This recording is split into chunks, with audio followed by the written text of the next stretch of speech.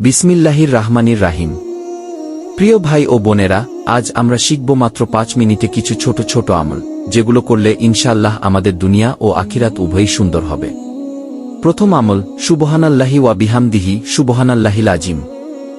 এই ছোট্ট দোয়াটি প্রতিদিন ১০০ বার বললে সমুদ্রের ফেনার মতো গুনাহ মাফ হয়ে যায়। এটা হাদিসে এসেছে। একবার ভাবুন তো, মাত্র ২ মিনিট সময়, আর কি বিশাল ফজিলত। দ্বিতীয় আমল, আস্তাগফিরুল্লাহ। রাসূল সাল্লাল্লাহু সাল্লাম দিনে ৭০ বার, কখনো ১০০ বার বলতেন। আপনি কাজে যেতে যেতে, হাঁটতে হাঁটতে এই দোয়াটা বলুন। ফজিলত কি? গুনাহ মাফ হয়, রিজিক বাড়ে, বিপদ দূর হয়। তৃতীয় আমল, লা ইলাহা ইল্লাল্লাহ। এই দোয়া হচ্ছে জান্নাতের চাবি। নবীজি বলেছেন, যার মুখে এই কথা থাকবে, আখিরাত তার জন্য সহজ হবে। দিনে অন্তত ১০০ বার এই কালেমা পড়ার অভ্যাস গড়ে তুলুন।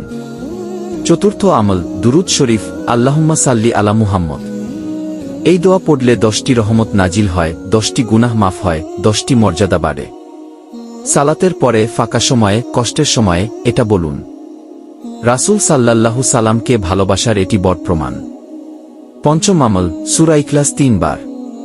কুল হুজাল্লাহু আহাদ কি ৩ বার পড়লে পুরো কুরআন খতমের সওয়াব। এটা ফজরের পরে, মাগরিবের পরে পড়ার অভ্যাস করুন। ছোট কিন্তু অনেক বড় সওয়াব। এই ছোট ছোট আমলগুলো আমাদের খুব কম সময় নেয়, কিন্তু সওয়াব অনেক অনেক বড়। প্রতিদিন ২ মিনিট এই নিয়ত থাকুক, আজ কিছু না কিছু জিকির করব, আল্লাহর কথা স্মরণ করব। আল্লাহ আমাদের সবাইকে এই সহজ আমলগুলো করার তৌফিক দিন। আমিন। আসসালামু আলাইকুম ওয়া রাহমাতুল্লাহ। ভিডিওটি ভালো লাগলে চ্যানেলটিকে সাবস্ক্রাইব করুন এবং লাইক দিন।